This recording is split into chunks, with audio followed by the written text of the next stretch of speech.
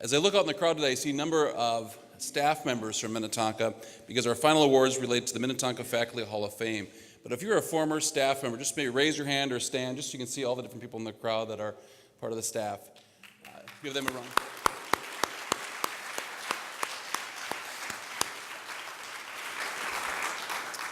I'm humbled every day in this role, and as I look at the number of you that were ending your career when I started my career in 1993, and my awesome responsibility to keep forward the great school of excellence, and that really starts with the staff that we bring in our school. This year we hired 30 new teachers at the high school to continue that legacy of excellence. So we have two honorees to the Minnetonka Faculty Hall of Fame, which again recognizes former teachers, administrators who inspired in students a passion to excel with confidence and hope. Our first inductee is Bill Seibert. Not only did Mr. Seibert, a former teacher, but also a proud Minnetonka graduate from the class of 1964. Mr. Seibert taught physical education for more than 30 years in the district at Scenic Heights Elementary and Minnetonka Intermediate School, which is now Minnetonka Middle School West. Amazingly, he was able to memorize every student's name during the first 3 days of class. He also promoted district-wide track meets for 5th and 6th grade at the high school track. That still continues. But it was his commitment to ensuring all students had access to athletic opportunities that had led to what may have been his biggest achievement. Bill broke the gender barrier to establish the first Minnetonka elementary girls softball and basketball programs in Minnetonka. Introducing Mr. Seibert.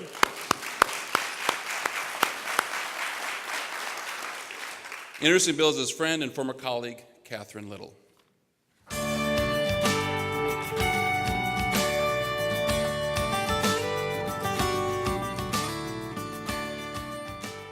My name is Catherine Little. When I was a child, I remember my mother opening a Christmas card and saying, "It's from Elizabeth Wigglesworth." I have known her for 40 years, and I thought, how can you possibly know anyone for 40 years? Well, now I understand, because I have known my good friend Bill Seibert for 47 years. Bill is the epitome of a Minnetonka purist. He was born and raised in Minnetonka, went to Groveland School, graduated from Minnetonka High School.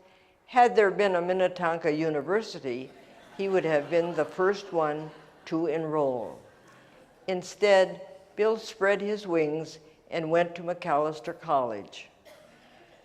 After college, he became an elementary phy-ed teacher in Minnetonka. He married Sandy Fry, who also taught in Minnetonka.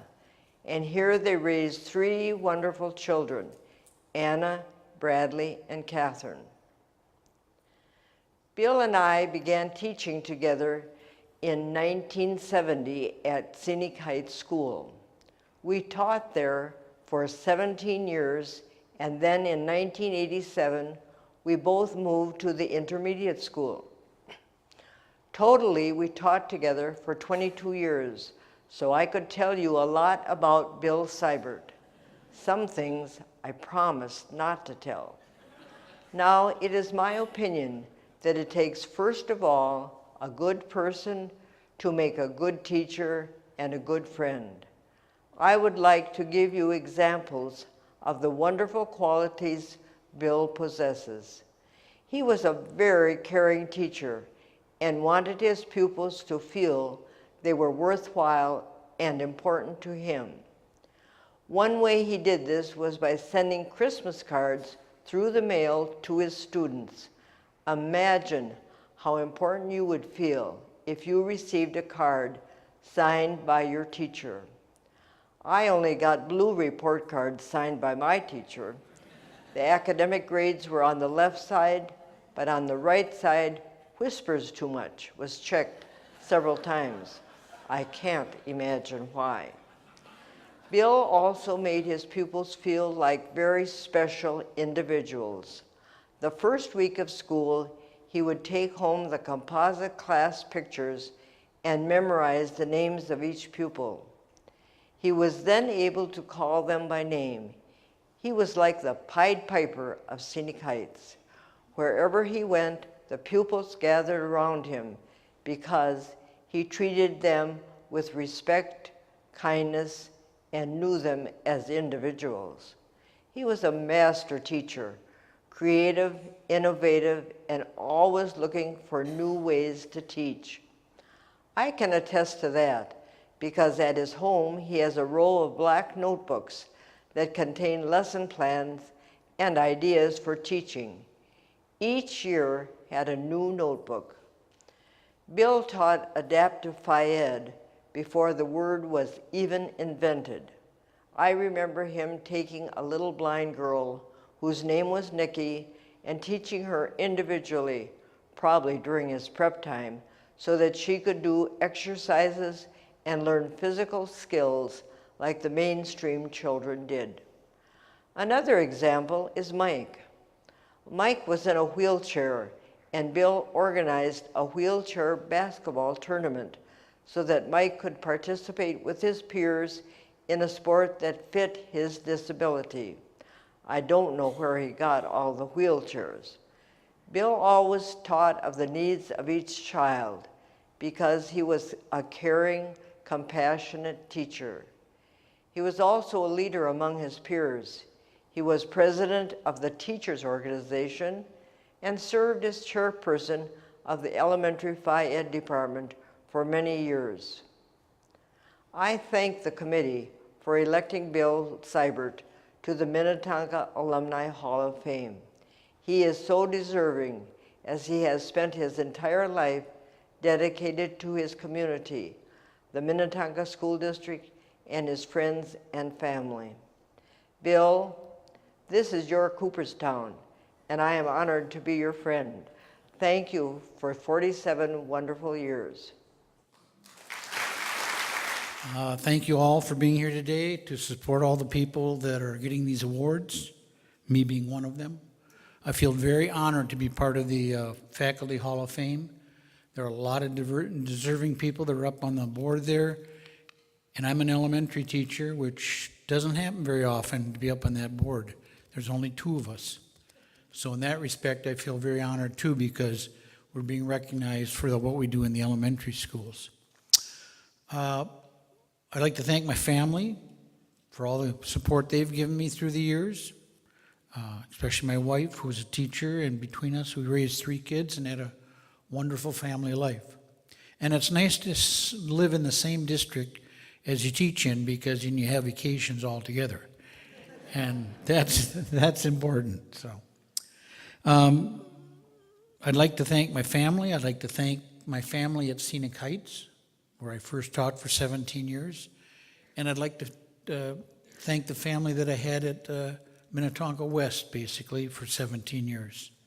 Wonderful people to work with, wonderful faculty, wonderful paras. All the people that I worked with were very giving to kids and enjoyed their jobs. I guess the one point that I'd like to make today is the fact that all of us are family. I see out here former teachers I had, and they're here. And I see former students, or not students, but students of my age that are here. Because if you notice, there's a lot of us that are in the 64 to 66 range that got these awards. And that's kind of unique that they're all together. But I didn't know all of them. I knew of them, but I didn't know all of them. But it was wonderful that we as a family could be here together too. When I was growing up in the middle of my tenure, I got what was called a Skipper Anchor Award. And at that time, I thought that was the greatest thing a teacher could get, being recognized by his peers. And there was a picture of myself here and that, and I kept it for probably until 2 years ago, and then I finally got rid of that. But that at the time was the greatest award I could think of because people were recognizing me. And this award now is the best because this is a very all-exclusive award for all the years I put in, and to be recognized as a faculty member is something. A couple of things that I accomplished while I was here. I was very passionate about learning the kids' names. I thought that was very important. I wanted to be part of a family. And I wasn't married the first couple of years I taught, and so I had lots of time to memorize those names. Once I got married, at least then I only had to memorize the first graders every year because most of the kids I knew, and I had them for 6 years, so you got to really know them and the families. And that was important. When I went to the middle school, it was a lot tougher because the people were from all over the district and it was hard to get to know. But when I taught at Scenic Heights, I could go down the street and tell you who lived in every house. It was that important to me for me to know where they lived and to be a part of their life. And then something weird happened. I became famous. And that's because, get it out here. This character became famous. And he had my name. I was known as Mr. Bill. And when this guy all of a sudden appeared on Saturday Night Live, man, I had made it. And the kids even brought me shirts to wear that had the "Oh no, Mr. Bill" on the front. And I played it to the hilt, and we had a great time. But this guy was very important to my life because he gave me the famous name. I did introduce pickleball. Some of you know what pickleball is. When I was at one of the national conventions, I picked up the game, I brought it back, I purchased the equipment, and we played pickleball. Now, we couldn't play on a court, but we played pickleball against the wall. And when I got to the middle school, we could play it even more in the gyms. But I did bring it to Minnesota as an elementary and secondary level activity. And I feel gracious now that it's one of the biggest sports in the United States, and all the seniors like us are playing it.